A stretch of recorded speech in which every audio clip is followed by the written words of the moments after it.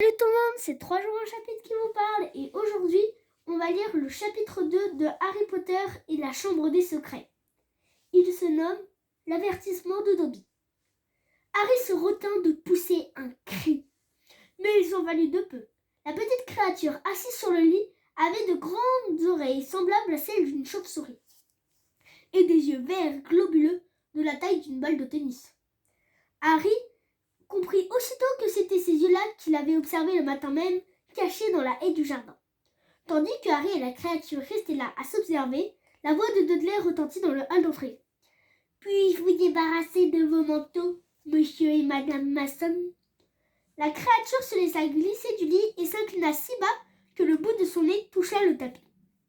Harry remarqua qu'elle était vêtue d'une espèce de tête d'oreiller dans laquelle on avait découpé des trous pour laisser passer les bras et les jambes. Bonjour, dit Harry, pas très à l'aise. Harry Potter, dit la créature d'une petite voix aiguë, qu'on devait sûrement entendre dans toute la maison. Oh, monsieur, il y a si longtemps que Dobby rêvait de faire votre connaissance. C'est un si grand honneur. Merci, répondit Harry, en longeant le mur vers la chaise de son bureau sur laquelle il se laissa tomber à côté d'Edwige endormie dans sa grande cage. Il aurait eu envie de demander « Qu'est-ce que vous êtes exactement ?» Mais il eut peur d'être impoli et demanda plutôt « Qui êtes-vous » ?»« Dobby, monsieur. Dobby, rien de plus.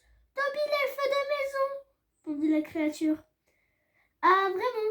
dit Harry. « Excusez-moi, je ne voudrais pas vous paraître discourtois, mais je ne crois pas que le moment soit bien choisi pour recevoir un elfe de maison dans ma chambre. » Le petit rire faux et pointu de la tante Pétunia s'éleva dans le salon. L'elfe baissa la tête. « Je suis enchantée de faire votre connaissance, croyez-le bien, » s'empressa d'ajouter Harry. « Mais je me demande quel est le motif de votre présence. »« Eh bien, voilà, monsieur, » répondit l'elfe avec gravité. « Dobby est venu vous dire. »« Ah, c'est très difficile, monsieur. Dobby se demande par où commencer. »« Asseyez-vous donc, » dit poliment Harry en montrant le lit. Horrifié, il vit alors l'elfe éclatant en sanglots, des sanglots particulièrement bruyants. « Asseyez-vous » gémit la créature. « Jamais, encore jamais !» Harry eut l'impression que les voix en provenance du salon s'étaient quelque peu troublées. « Je suis désolé, murmura-t-il, je ne voulais pas vous offenser. »« Enfin, c'est Dobby » sanglota l'elfe. « Jamais encore un sorcier n'avait demandé à Dobby de s'asseoir, comme un égal. » Harry essaya de l'inciter au silence tout en s'efforçant de le réconforter et le fit asseoir sur le lit où il resta là à hoqueter. Il avait l'air d'une grosse poupée repoussante de laideur. Enfin, l'elfe parvint à se calmer et fixa Harry de ses grands yeux humides avec une expression d'adoration. « Les sorciers que vous fréquentez ne doivent pas être très aimables, » plaisanta Harry en espérant l'égayer et en imitant sa voix. Dobby hocha la tête. Puis s'imprégna, il leva d'un bond et se cogna violemment la tête contre la fenêtre, criant « Méchant Dobby, méchant Dobby !»« Arrêtez, qu'est-ce que vous faites ?» jeta Harry en se précipitant pour amener Dobby sur le lit. Edwige était réveillée en poussant un ululement particulièrement perçant et battait frénétiquement des ailes contre les barreaux de sa cage. « Il fallait que Dobby se punisse, monsieur, » dit l'elfe. Il s'était mis à loucher légèrement. « Dobby a failli dire de mal de sa famille. »« Votre famille ?»« Dobby est au service d'une famille de sorciers, monsieur. Dobby est un elfe de maison qui doit servir à tout jamais la même maison et la même famille. »« Et ils savent que vous êtes ici ?» demanda Harry avec curiosité. Dobby frissonna. « Oh non, monsieur, non. Dobby va devoir se punir très sévèrement pour être venu vous voir, monsieur. Dobby devra se pincer les oreilles dans la porte du flou pour avoir fait une chose pareille.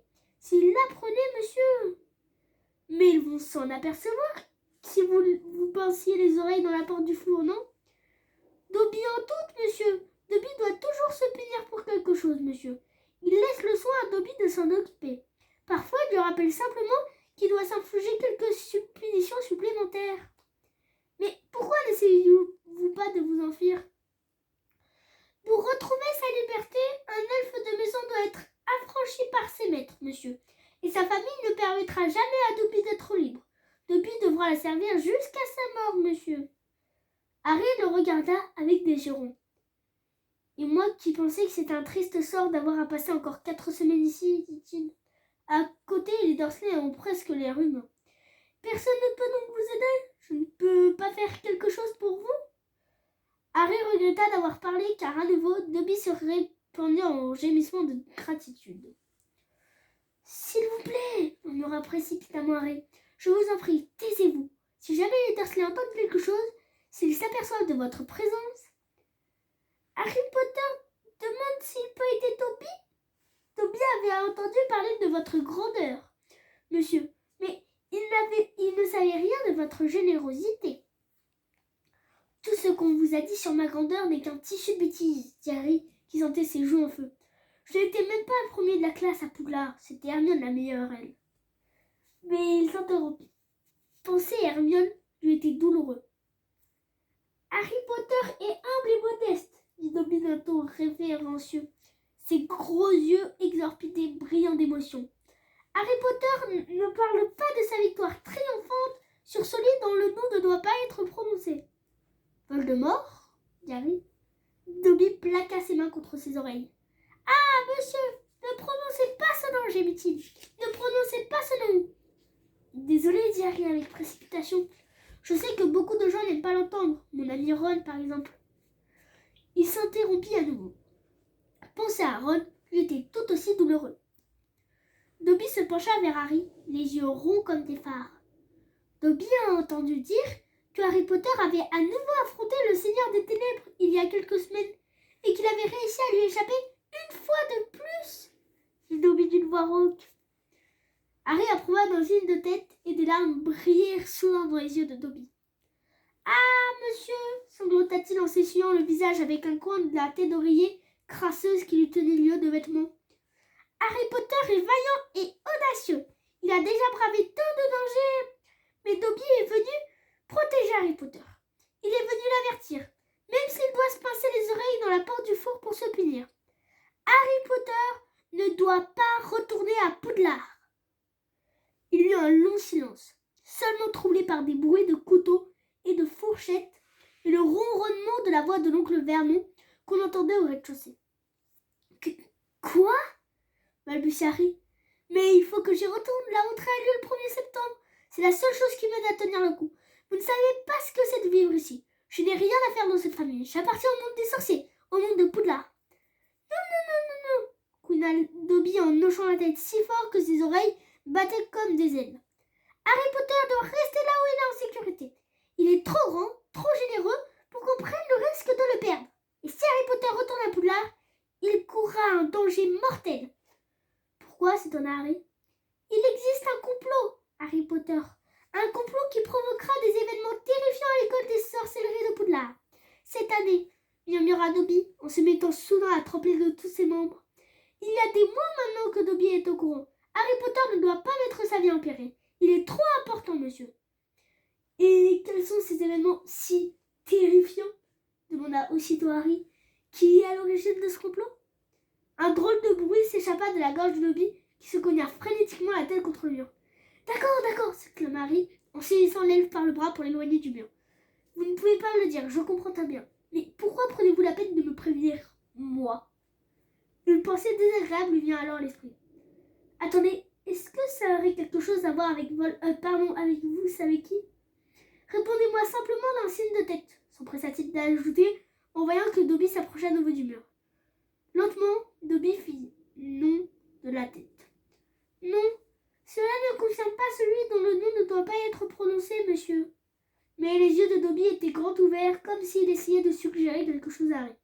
Celui-ci, cependant, ne voyait absolument pas où il voulait en venir. Il n'a pas de frère? Dobby hocha à nouveau la tête, les yeux plus exorbités que jamais. Dans ce cas, je ne vois pas qui d'autre aurait le pouvoir de provoquer des événements terrifiants à Poudlard, dit Harry, surtout face à Dumbledore. Vous savez qui est Dumbledore, n'est-ce pas? Dobby baissa la tête. Albus Dumbledore est le plus grand directeur que Poudlard eût jamais connu.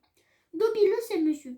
Dobby a entendu dire que les pouvoirs de Dumbledore rivalisent avec ceux de celui dont on ne doit pas prononcer le nom, au plus fort de sa puissance. Pourtant, monsieur, la voix de Dobby se transforma en un murmure pressant. Il y a des pouvoirs que Dumbledore... des pouvoirs qu'un sorcier digne de ce nom. Et avant qu'Harry ait eu le temps de réagir, Dobby sauta du lit, attrapa la lampe posée sur le bureau de Harry et commença à se donner des coups sur la tête en poussant des cris assourdissants. Au rez-de-chaussée, il lui en soula soudain. Un instant plus tard, Harry, le cœur battant à tout rompre, entendit l'oncle Vernon se diriger vers le hall en lançant d'une voix forte. « Dudley a encore dû laisser sa télévision allumée. Le garnement !»« Vite, dans le placard !» murmura Harry en poussant Dobby dans la penderie qu'il referma sur lui. Il se jeta ensuite sur le lit au moment où la poignée de la porte tournait. « Tu peux m'expliquer ce que tu es en train de fabriquer ?» dit l'oncle Vernon sans desserrer les dents, son horrible visage tout près de celui de Harry. « Tu viens de gâcher la chute de ma blague sur le golfeur japonais. Encore un bruit et je te ferai regretter d'être venu au monde, mon garçon. » Et il quitta la chambre d'un pas sonore. Tremblant de la tête aux pieds, Harry délivra Dobby de la penderie. « Vous avez vu comment c'est ?» dit-il. « Vous comprenez pourquoi il faut que je retourne à Poudlard ? C'est le seul endroit où je crois avoir des amis. »« Des amis qui n'écrivent même pas Harry Potter ?» dit Dobby d'un ton sournois. « J'imagine qu'ils ont dû... » « Mais au fait, dit Harry en fronçant les sourcils, comment savez-vous que mes amis ne m'ont pas écrit ?» Dobby se tortilla sur place, visiblement mal à l'aise. Harry Potter ne doit pas se fâcher contre Dobby. Dobby a voulu faire pour le mieux. C'est vous qui avez intercepté les lettres ? Dobby les a apportées avec lui, monsieur, dit l'elfe. Il fit un rapide pas en arrière pour rester hors de portée de Harry et tira une épaisse liasse d'enveloppe de sa thé d'oreille. Harry reconnut l'écriture propre et nette d'Hermione et celle beaucoup plus désordonnée de Ron. Il aperçut même un gribouillis qui semblait être de la main de Hagrid, le garde de chasse de Poudlard. L'air anxieux, Dobby regarda Harry en clignant des yeux. Harry Potter ne doit pas se mettre en colère. Dobby espérait que, si Harry Potter pensait que ses amis l'avaient oublié, Harry Potter ne voudrait plus retourner à l'école, monsieur. Harry n'écoutait pas. Il essaya d'arracher les lettres des mains de Dobby, mais celui-ci fit un bond en arrière pour se maintenir hors de portée. Harry Potter aura ses lettres, monsieur, à condition qu'il donne sa parole à Dobby qu'il ne retournera pas à Poudlard. Ah, monsieur, il ne faut pas que vous affrontez un tel danger. Promettez-moi que vous ne retournerez pas là-bas. Je ne promettrai rien du tout, dit Harry avec colère. Rendez-moi les lettres de mes amis. Dans ce cas, Harry Potter ne laisse pas le choix à Dobby, dit l'elfe avec tristesse. Et avant que Harry ait pu faire un geste, Dobby se précipita sur la porte de la chambre, l'ouvrit et dévala l'escalier. La gorge sèche, l'estomac noué, Harry se rua derrière lui en essayant de ne pas faire de bruit. Il sauta d'un bond les 6 dernières marches et atterrit sur la moquette du hall d'entrée avec la souplesse d'un chat, cherchant Dobby des yeux. De la salle à manger lui parvenait la voix de l'oncle Vernon qui disait « Racontez donc à Pétunia cette histoire désopilante sur les pompiers américains, monsieur Mason. Elle a tellement envie de la connaître. » Harry se précipita dans la cuisine. Lorsqu'il arriva devant la porte, il crut recevoir un coup de poing à l'estomac. Le chef-d'œuvre pâtissier de sa tante, la montagne de crème et de violettes en sucre, flottait dans l'air près du plafond. Dans un coin, il vit Dobby accroupi sur le buffet. « Non, dit Harry d'une voix rauque, s'il vous plaît, pas ça, il faut me tuer. Harry Potter doit promettre qu'il ne retournera pas à l'école. Dobby, s'il vous plaît. Promettez-le, monsieur. C'est impossible. » Dobby le regarda d'un air désespéré. « Dans ce cas, Dobby doit agir, monsieur, pour le bien de Harry Potter. » Et l'immense gâteau s'écrasa sur le carrelage dans un fracas épouvantable. Le plat vola en éclats, éclaboussant les murs et les fenêtres de crème fouettée et de violette. Dobby disparut alors avec un bruit sec, comme le claquement d'un fouet. Des cris retentirent dans la salle à manger, et l'oncle Vernon surgit dans la cuisine, où il trouva Harry figé de terreur et couvert des pieds à la tête de gâteau à la crème. Tout d'abord, il sembla que l'oncle Vernon allait réussir à minimiser l'accident. « Ce n'est rien, c'est notre neveu, il est un petit peu perturbé. Il a peur de voir des gens qu'il ne connaît pas. Alors il reste dans sa chambre au premier étage. » Il ramena les maçons stupéfaits dans la salle à manger, promit à Harry de l'écorcher vif dès que ses invités seraient partis, et lui donna une serpillière. La tante Pétunia dénicha un peu de glace dans le congélateur, et Harry, toujours sous le choc, entreprit de nettoyer la cuisine. À ce moment de la soirée, l'oncle Vernon aurait pu conclure son marché s'il n'y avait pas eu la chouette.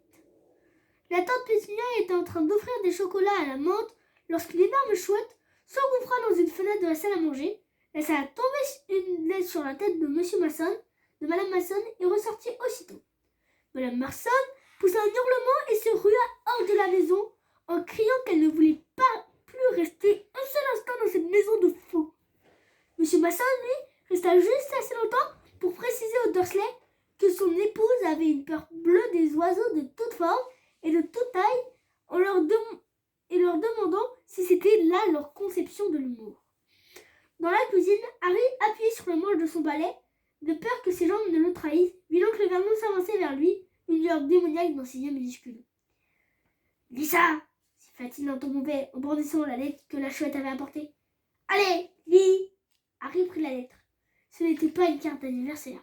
« Cher Monsieur Potter, nous avons été informés qu'un sortilège de lévitation est utilisé dans votre lieu de résidence ce soir à 9h12. Comme vous le savez, les sorciers de premier cycle ne sont pas autorisés à jeter des sorts en dehors de l'école et pour toute récidive dans l'utilisation de tels sortilèges pourrait entraîner votre expulsion de ladite école. Décret sur la restriction de l'usage de la magie chez les sorciers de premier cycle, article 1875, alinéa C. Nous vous rappelons également que toute pratique de sorcellerie susceptible d'être remarquée par des membres de la communauté non magique moldue constitue un délit puni par l'article 13 du Code du secret établi par la Confédération internationale des mages et sorciers. En vous souhaitant d'agréables vacances, nous vous prions de croire, cher Monsieur Potter, en l'assurance de nos sentiments distingués, Malfada Opcric, service des usages abusifs de la magie, ministère de la magie. Harry releva la tête et déglutit avec difficulté. Tu ne nous avais jamais dit que tu n'avais pas le droit de faire de la magie en dehors de l'école, dit l'oncle Vernon, avec une humeur démente dans le regard.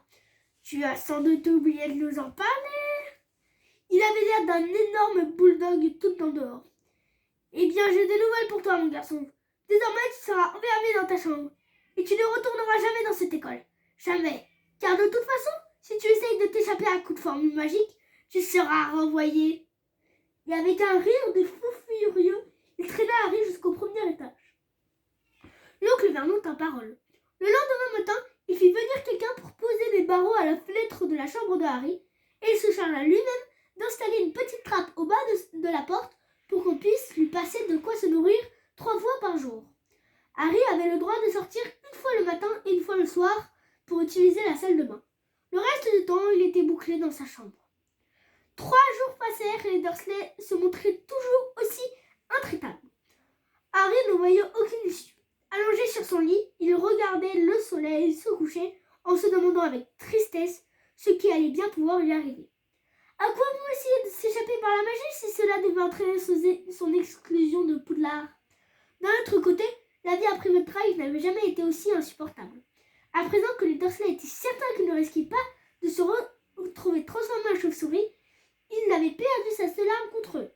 Dobby l'avait peut-être sauvé d'événements terrifiants, mais au train où étaient les choses, il était probablement finir par mourir de faim. La trappe aménagée dans la porte bascula et la main de la tante Pétunia apparut, poussant à l'intérieur de la chambre un bol rempli de soupe en boîte. Harry, qui avait mal à l'estomac à force d'avoir faim, sauta à bas du lit et saisit le bol. La soupe était froide, ce qui ne l'empêcha pas d'en avaler la moitié d'une seule lampée.